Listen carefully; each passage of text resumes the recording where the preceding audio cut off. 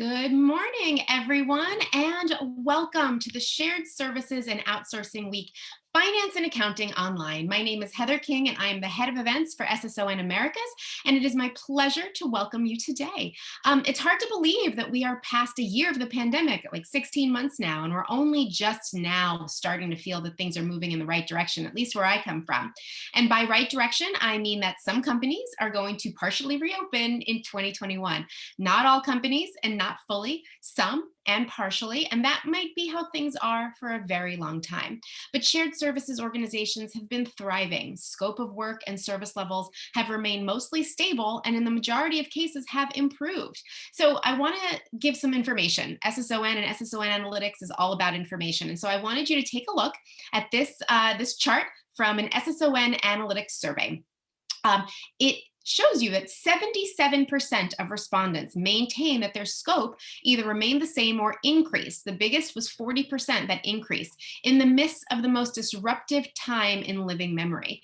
I think that that's pretty incredible, and it shows the resilience of shared services organizations. The future of work is here. COVID has made that a necessity, and SSOs have been adapting. So take a look at this slide from SSON Analytics. And also, just so you know, all of this information is on SSON Analytics website. You can take a look, download some of the reports, and get a bunch of these benchmarks and others. So the impact of future of work on enterprise operations, what is changing the most as a result of future of work adoption? Maybe it's not so surprising to see that a whopping 67% said that what's changing most is that remote work is embedded as a key plank of organizational design. I mean, I'm still at home, you're probably still at home, and will likely be spending a lot of time at home even once the office comes back as a work destination. But it's also super important to see that there's also 46% investing in new technologies to drive communication, transparency across distributed teams, and new technologies to manage workflow and execution of processes. Throughout these next 2 days of content, you're going to hear a lot about enabling technologies. You're going to hear a lot about what companies are using in order to keep their workforces close and connected, even though we're distributed. So when you hear all of these sessions and all of these speakers talking about what they're doing, I'm sure that you're going to have some questions, and we want you to be able to get answers. Every session will have live Q&A where you can submit questions to the speakers in the chat box. All of our sessions will have time for Q&A, so I urge you to type your questions to the right of the video so that you can get them answered. If you don't ask your questions, our speakers won't be able to answer them. This is your opportunity to find out what you want to know. All of our speakers really do want to answer your questions. I promise. I've spoken to all of them, and they all really want to have them. They don't want to just have me ask them random things. They want to know what's important to you. So make sure you type those questions into the Q&A box, and I promise we will get those answered. So also, networking. One of the biggest things that we know a virtual event cannot really replicate is the networking. There's just something about standing by accident at the same high boy at the cocktail hour, or sitting next to a stranger at lunch and finding that great connection that we can't do here at a virtual event. But that's okay, because we're not pretending that we can. We are in a time right now where virtual events are what is in store for us, and we are doing everything we possibly can to still enable that networking. We're giving you every opportunity to look for people who you may want to meet, along with the capability of meeting them. You can network, you can arrange meetings, and even chat with service providers in our expo hall and end user practitioners by clicking into the hub, the meeting hub that you can see right to the right of your screen. You can view that, and then you can see who's here. You can search in the skills and interests and keywords that you're interested in. So we know that sometimes it's easier to just say no to networking, but that means you're missing out on this opportunity to meet some phenomenal practitioners and sponsors in our expo hall that you may want to have a chance to chat with. So please make sure your networking is on. Please make sure you head to our meeting hub, and please make sure you see who is there and try to talk with them. And also, you're going to get requests for meetings from people who are doing this. So make sure you keep an eye on your inbox. Make sure you keep an eye on on who's messaging you, and make sure that you say yes. There's a book, I think, The Power of Yes. So let's make sure that we follow that principle and say yes to the people who want to take some time and make some new connections. One way that you can meet new people, though, is through our roundtable. Today at 2:10 p.m. Eastern, everything's Eastern, we will have a phenomenal roundtable about modifying your cash flow strategy for today's need-based environment, including accounts payable recovery audit scope expansion for a higher ROI. It is a mouthful, but we're going to cover a lot of ground on cash management for a full hour. And if you come, you get a chance to win 25 bucks. It's a raffle only for people who attend that roundtable. So it's free money, an hour of your time, and some really terrific conversation. So, also during our sessions, you're going to see several polls. We're really excited about these because it gives us and you insights into your industry directly from you, the people who are in the industry in real time. We will collate these responses and get them across to you. So, before we jump into our first session, I want to practice with two polls right now. So, take a look. The two questions that are out there. First, we have you accelerated your digital finance transformation as a result of COVID-19? Easy answers to look at: yes, no, or we are already accelerating our digital strategy regardless.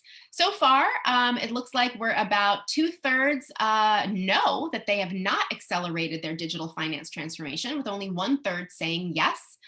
So please keep answering these polls. It's great for us to get a sense of our attendees who are joining us today. The other poll that we have up there live and ready for you to answer is: what is your process? Are you in P2P? Are you in O2C? Are you in R2R? Are you in payroll? Or are you a finance director or a shared or head or what have you that oversees all processes? So I'm going to give everybody a little bit of time to answer these, because right now it's skewing very heavily just towards two. And I do think that our audience is a little bit wider than that. So make sure that you go to our polls, you answer those polls, and let us know a little bit more about you. It definitely helps us to know more about you, and answering those polls is a great way to make that happen. All right, so that's it for me. I just wanted to make sure that you know all of the highlights of what we're going to be doing for today. Thank you so much for your time and for paying attention to me. You'll see me throughout this event all over the place, where I will remind you of everything there is to offer and everything that you should be taking advantage of. So we're going to have a very short break, and then we're going to jump into our opening keynote fireside chat: the digitalization of finance. How can companies adapt to meet the new digital economy? This awesome session is going to take place in, I guess it's about 7 minutes at 11:30 Eastern. You're going to hear from the phenomenal Cindy Gallagher, the SVP of Shared Services for Gannett, and Jonathan Laverance, the Head of Digital Transformation at Tradeshift. So make sure you get your coffee, get yourself your snack, do what you got to do. You've got 7 minutes, and then we're going to jump right back into this wonderful fireside chat. See you in just a little bit, everybody.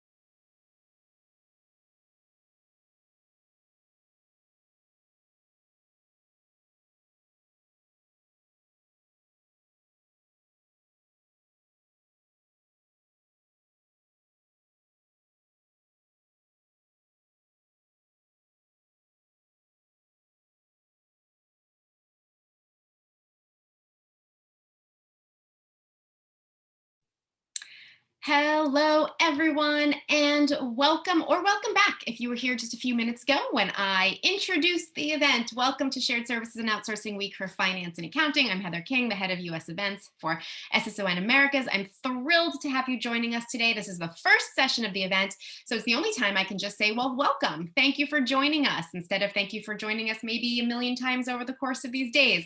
This is it. This is number one. This is our first session. It's going to be an awesome one, but before we jump in, just a couple of little notes that I wanted to make sure all of our attendees have to make sure your event is the best it can be. Number one, questions and answers. You're going to hear from two great speakers in an awesome fireside chat in just a minute, and they definitely want to answer your questions. I know they do, because I spoke with both of them yesterday, and they're really excited to answer any questions that you have. But for them to answer your questions, you have to type your questions into the Q&A box. So make sure you do that so that both of these awesome people, Cindy and Jonathan, will be able to answer your questions. Also, you're going to see polls that are in the poll box also. We had some for my opening before, and we had some results about how you accelerated your digital finance transformation. It was about 40 yes, 40 no, and 20 were already accelerating their digital transformation. And also right now it's skewing like our audience is very O to C and R to R, but I'm willing to bet there's a ton of P to people out there. So make sure you answer that poll so we know who you are. And also don't forget, we have an expo hall full of awesome, I know I'm using that word awesome, companies that are hosting this event for us. So make sure you go into that meeting hub, make sure you check on who's here, and make sure that you ask them any questions that you have. Okay, again, you're getting 30 minutes with two great speakers, and I don't want to hold up that session. So I want to introduce our session to come, our fireside chat on the digitalization of finance. I have to say that word slowly or I will never get it out right. How can companies adapt to meet the new digital economy? So please welcome Cindy Gallagher, the SVP of Shared Services for Gannett, and Jonathan Laverance, the head of digital transformation for Tradeshift. So Cindy and Jonathan, make sure that you are off mute, and I'm gonna say goodbye for 25 minutes or so, and I will see you in just a bit. I hand you the virtual screen. All right.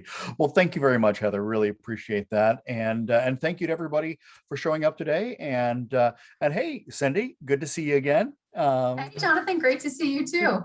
Absolutely, a lot of fun. We did have a lot of fun yesterday, and looking forward to spending a little time with you today. Once again, I'm Jonathan Laverance, head of digital innovation at Tradeshift, and I'm so fortunate to be here with Cindy Gallagher, SVP of Shared Services for Gannett. It's just so exciting. Had some good conversation yesterday around our topic, and just going to kind of dive right back in today, gang. As Heather said, make sure if you've got questions, you throw them in to the Q&A. We're really excited about what you have to say as well. You know, the important people here are the people we've never heard from. So let's get going. Heather,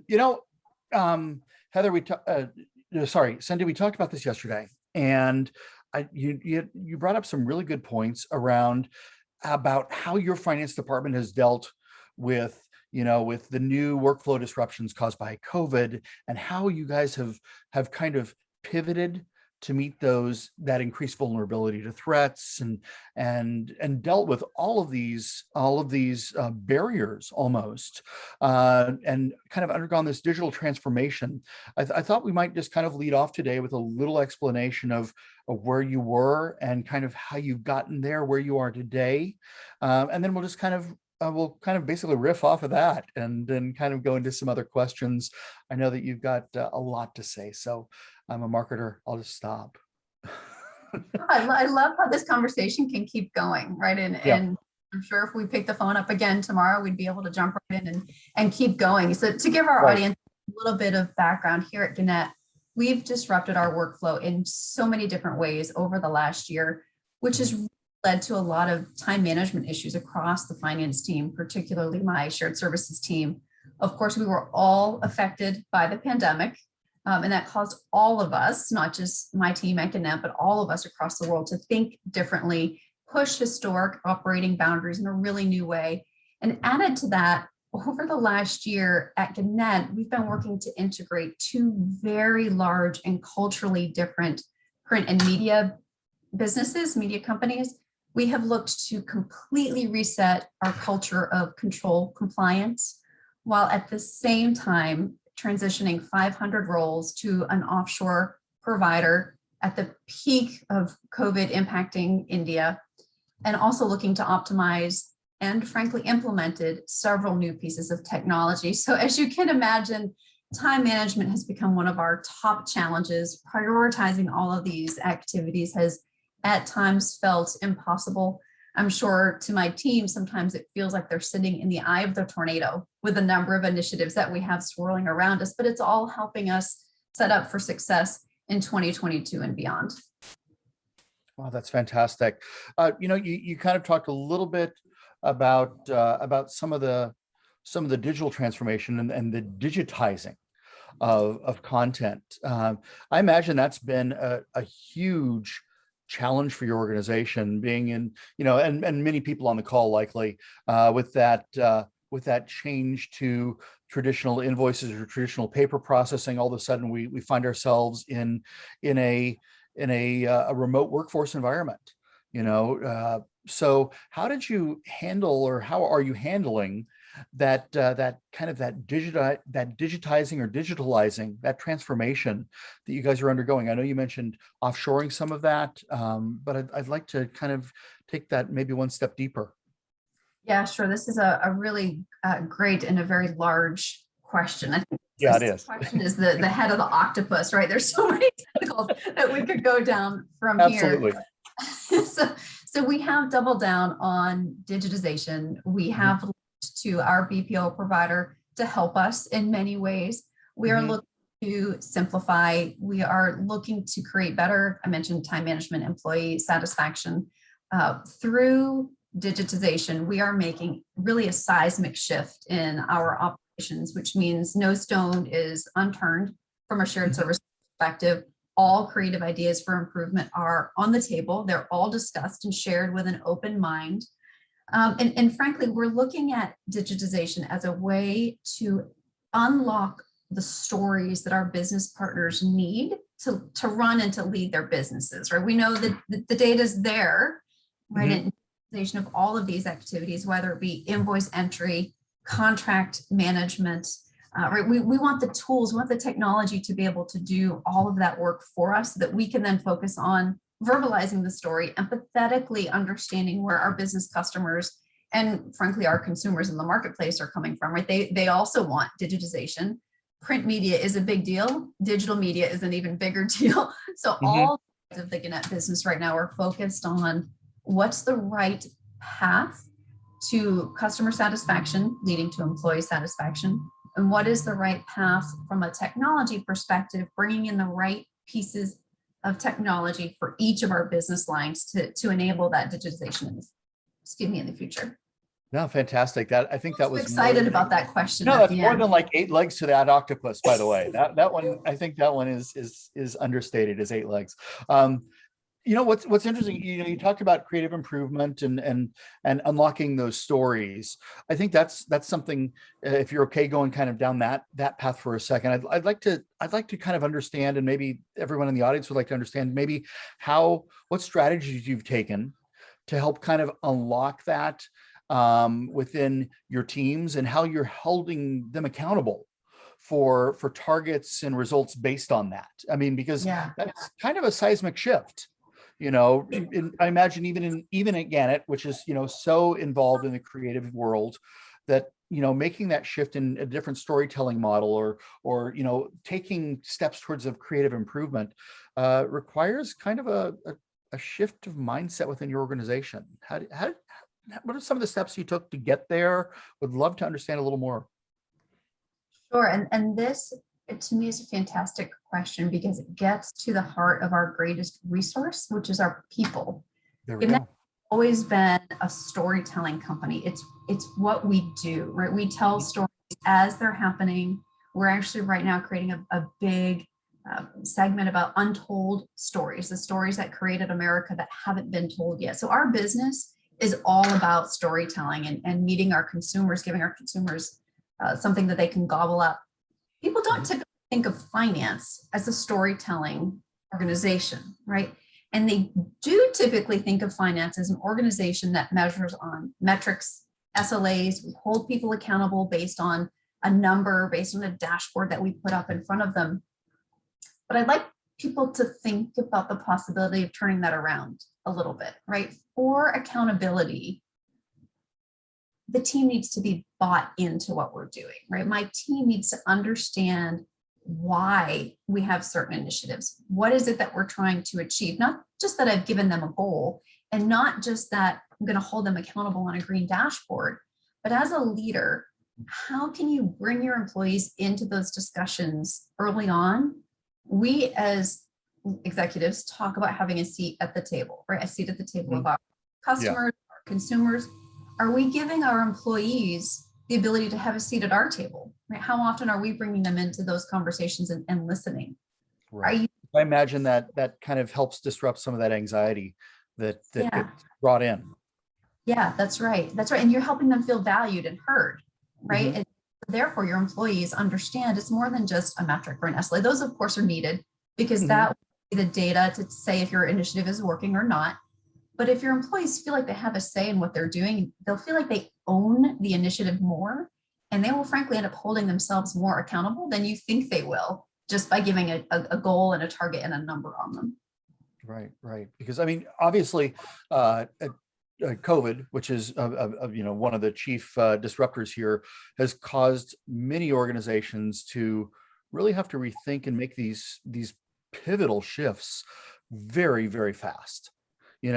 Most of us had some sort of a path or some sort of a journey beforehand. We were on our road to digitalization, interesting. And speaking to you in our last call, it seemed like Gannett was actually pretty far down that road already, and this just kind of we'll say lit a fire on the behind of getting you guys across the finish line there. How did you deal with that rapid pace of transformation, and how did you when you take back from a broader view of business needs, finance needs, what sort of things did you feel you had to overcome that might provide some guidance to the audience here on things to just maybe were out of your optics, but then all of a sudden got shoved right into focus when you picked up the pace? Yeah, well, of course, COVID presented different challenges in terms of people working remotely. It challenged my team. Gannett's a fairly US focused company. But in my past, I've always been part of large scale global organizations, right? And even at Gannett, I'm here in Tyson's Corner, Virginia. The entire team is not in the same building I am, right? You have to manage remotely every day anyway. You have to manage being here in Tyson's Corner, Virginia. You're still managing teams in Singapore or the Philippines or in India, right? You're never looking at your team every day. And the impact of COVID shouldn't have been that different from managed that way, but it was. And there were so many little details that came out as a result of every single person working from their home. Something I talked about the control environment early on. Something as simple as getting sign-offs on a journal entry or sign-offs on a reconciliation. A physical signature was no longer something you could walk down the hall and get. So we had to think differently about how are we going to implement technology? How are we going to digitize some of these journal entries and reconciliations so that they can workflow in the right way? Well, our control environment pretty tight here. With all of this shift, you mentioned this the seismic shift, right? Taking that back and trying to say, where are we going? Do we need to repeat things of the past? How far can we push the boundaries, right? Are there aspects of a shared services organization we can maybe leap over, right? We know we need digitizations. We don't need to go all through those simple steps of deciding if we need it or not. Anyway, I feel like I could ramble on and on about this and the impact COVID had. And it did. And you brought up a really interesting thing, because I imagine that Gannett, and I know from my own personal experience, we talked about this yesterday, you're not alone in the having to get a physical signature on things, and what a disruption that was. At another organization I worked with, if you were getting a process pushed through, you had to get 13 signatures on a piece of paper physically. before you got there. That's not Tradeshift, by the way. Obviously trade, but even at Tradeshift, we too experience those seismic shifts. We're a global organization, and I think that one thing we can all say, we'll all agree on, is that if you are typically an in-house employee, you're not used to remote, and then all of a sudden you have full-time remote employees. For the remote employees, it's kind of adjustment to have everybody else remote all of a sudden. People who are in an office forget that you have a few minutes between meetings to get it downtime, to get the break, and what a crazy thing occurs to the workload actually of each individual employee, whether you're in AP or finance or procurement or in another adjacent team. All of a sudden, at least for me, and I imagine it was for you too, my diary or my calendar just exploded. All of a sudden, with back-to-back meetings, right? Yeah, you with no longer have the 10, 15 minutes or 5 minutes to walk between a meeting. Right. Everything got stacked on each other. We still need to go get water, right? We still need Yes. to We still need to breathe. We still keep have our other executive functioning going. Yeah. You're right. I think, Exactly. Jonathan, this leads to something we touched on a little bit yesterday, Yeah, and a little bit this morning, which is the question about how to work smarter, not harder. Mhm. Absolutely. The transition to COVID actually made people think about how to work harder. They felt they needed to work harder and all the time, and they felt they needed to be always on. But I would question people to think about how are they using their assets in the best way possible? Is your technology working the way you intended it to? Or did something fall off in the design? Are your employees doing their very best?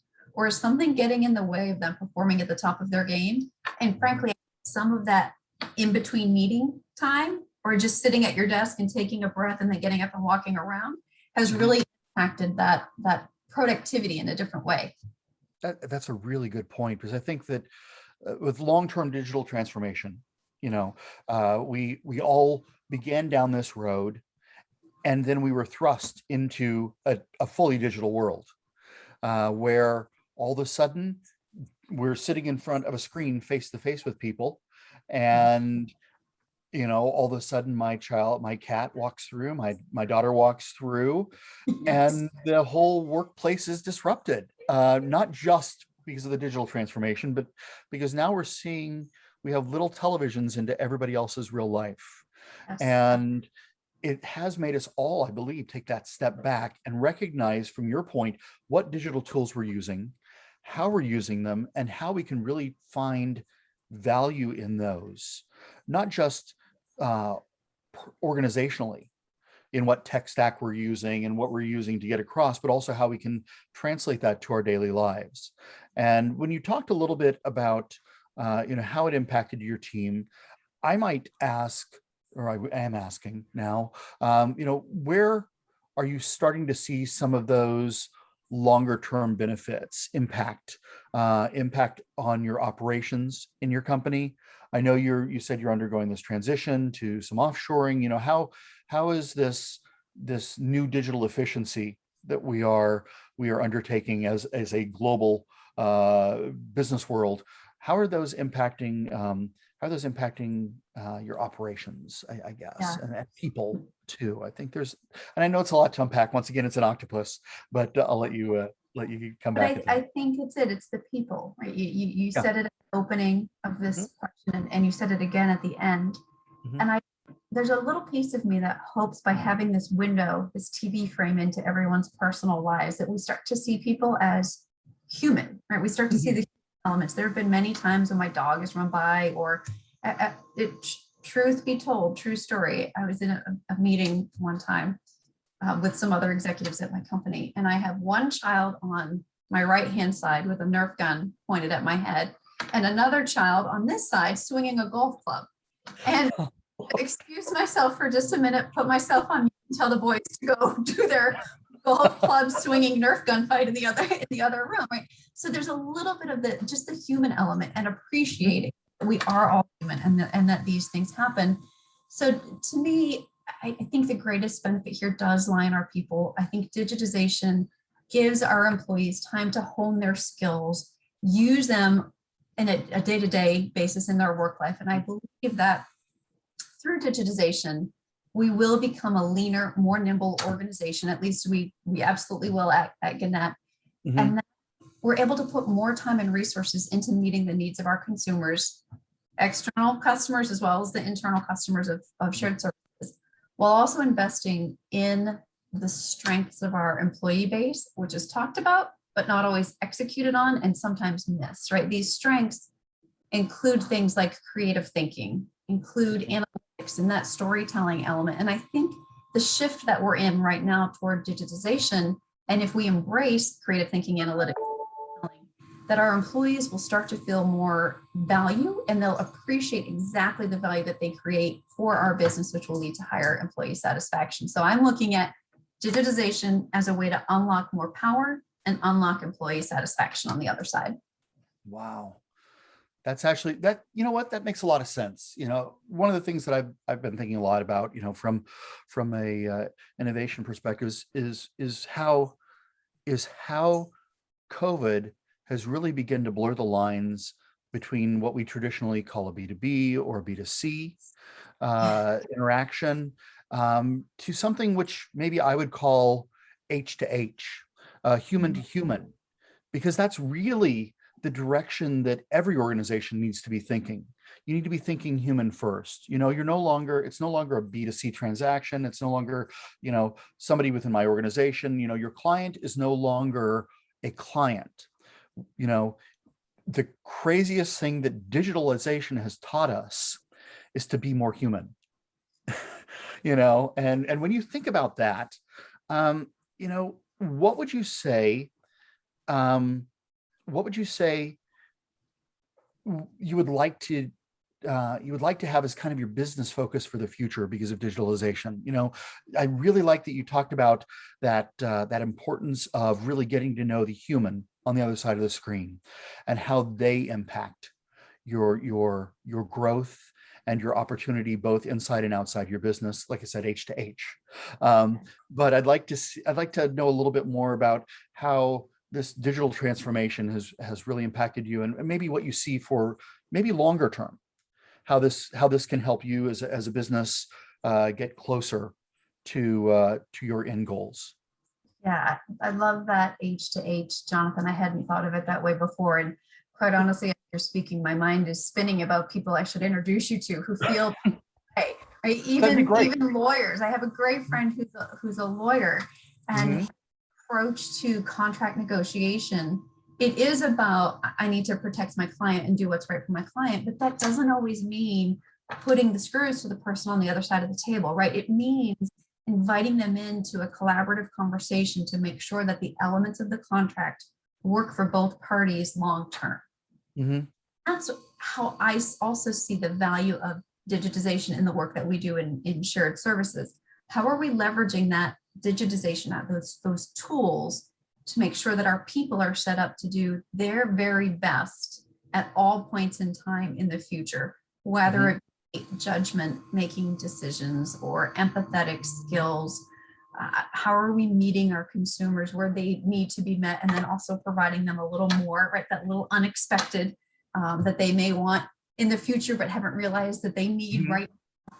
Yeah. It also gets me thinking about our leadership style, right? And one of the questions that's been on my mind lately also for others is related to leadership and leadership development, and how are we as shared services leaders and shared services organizations focusing on that talent development within our organizations? Are we still focused on the technical skills needed, what degrees people have? Are we focused on what college individuals attended? Or for me, the way I think of it, is leveraging the digitization to do those technical things, right? I can train, I can build. Well, I can't, but I know you can, Jonathan. Your team can, right, build technology to do the things that I want to have done technically. But I can't build a machine yet to have that human feeling or to be outside the box, very creative thinking, right? So I'm looking to leverage that digitization to free my leaders up to think more outside the box, think more creatively? And that's a question I would actually put that to you also, Jonathan, and even the rest of the audience, to say, how are you leveraging your leaders? Are you looking for people with softer skills, right? I like to look for people who come from service industry. So when you were in college, what did you do for work, right? Were you in a service industry? Were you in the hospitality industry? Did you play an athletic sport? Did you play an instrument? What did you do in your extracurricular activities to bring out that human element more and more and more? And digitization is going to give us the time to do that. That's a really, really great point. I mean, because you just brought it out right there and I absolutely agree with you. And I know we're right up against our official Q&A time here, but if it's okay, Heather, I just want to keep going for just a couple more minutes here, because you brought up a really great point about hiring based on college degrees or based on soft skills. I think that's a really good point to put out to the audience here. Is are you really looking at the skills that you can nurture as an organization now? Does it have to be a college education? I have older children. One of the crazy things that a lot of the universities are doing this year is allowing you not to take your ACTs and your SATs. Those are not a part of the college admission program this year, at least here in North Carolina. And that was a result of COVID, was it not, Jonathan? Yes, it was. It was. Yeah. But it's so interesting to see these big,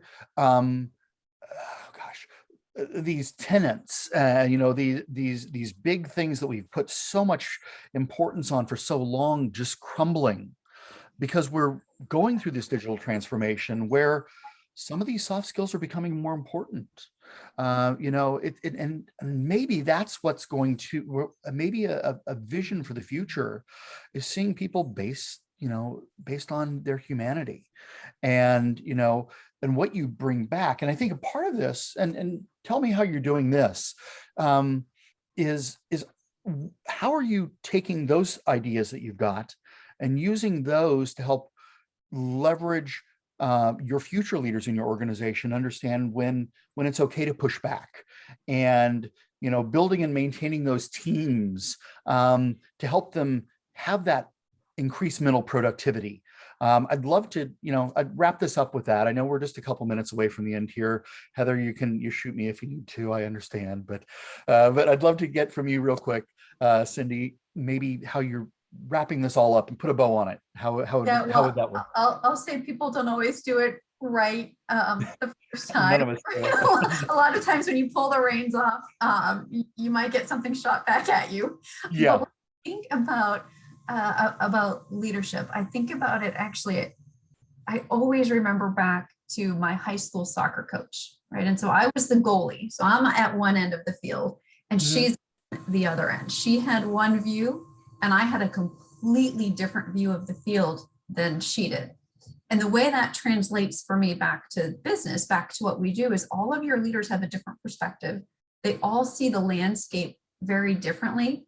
So my coach and I, she grew to know when I saw something she didn't, and she grew to trust my instinct on coaching my team from the goalie box on where the ball was going to go or where the next girl was going to come, where's the next kick going to come from.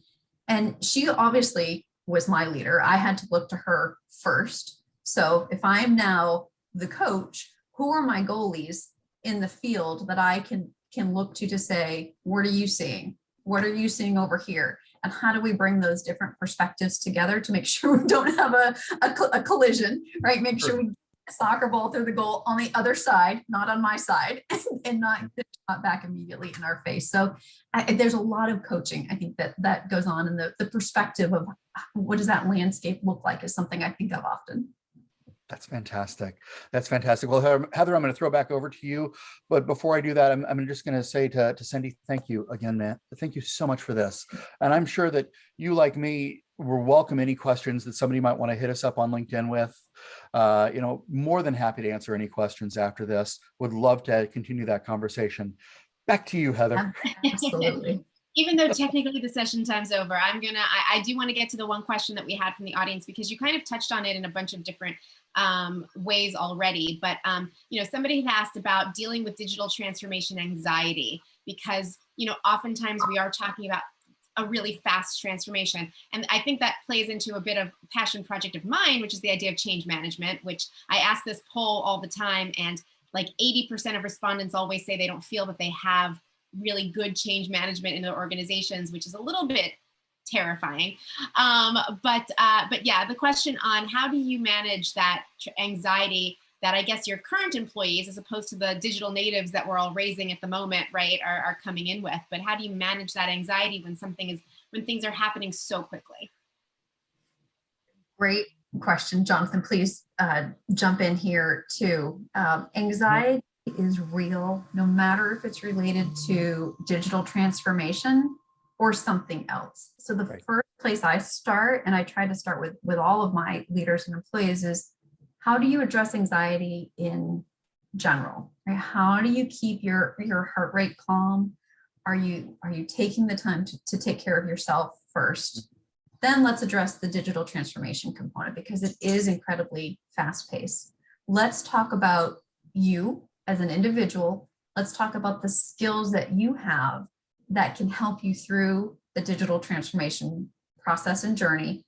But it just as maybe more important, what are those skills that maybe you don't realize you have, but maybe you do know you have and you're not using, that you can use on the other side. So we got to show people what the future is after digital transformation. And I know my team actually doesn't feel that right now because we have such a tornado of activities happening. So we are way person by person, right? Maybe small groups, but person by person through the organization to talk to them about what does that end state look like, to try to level out fears, to try to help people breathe a little more deeply through all of this.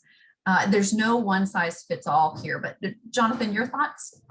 That you encapsulated it pretty well. The thing that I like to always try to lead with is transparency.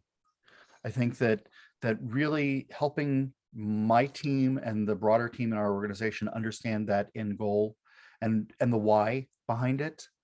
Because very often we're really good at telling them the how or the what, but we forget to tell the why, the story of the why we're going on this journey. And also I try to create a safe space for people to raise their hand and share what they believe are their skills, what they believe are going to be some of those roadblocks that might get in our way. I can do a lot of this, and as we do in leadership, we can build a lot of those our own and see where those roadblocks are going to be. But it's always wonderful to have that third party look at that and realize that they can actually help us across that journey. The way I deal with the anxiety is by just putting it all out there, helping people recognize it and own it. And then we find our journeys. So that's kind of how we start on our side. So thank you. All right. Well, I think that's a good note to end on. Expect a LinkedIn post at some point with Find Your Journey, because I love to quote people when they're doing sessions or advisory board calls, or pretty much anytime I'm on the phone with them. So, so many thanks to Cindy and to Jonathan for this awesome fireside chat. And thanks to Tradeshift, who hosted this session. They are one of our fantastic sponsors. And if you want to know more about them, head into our expo hall, our virtual hall, send them a little message, download any of their materials, take a look at what they're about, because we love our friends over there. And everyone, that is it for this first session. Thank you for joining us. In just 7 minutes, actually 6 minutes, I'm seeing the clock ticking, 6 minutes, we're gonna start our very next session. And I'm sorry to say already, you're gonna have to deal with more of me because I'm doing the interviewing. I won't be as good as Jonathan, but I will do my best. Make sure you click onto timeline to get back out into our agenda, and then click back into the session when it's live. And that will be our fireside chat on AI-powered AP, unlocking cost reduction and accuracy, debunking some myths in this space. And it is going to be with me and with Uri Kogan of Apsen. So please, everybody, in just 6 minutes, come on back. I'll see you there. Bye.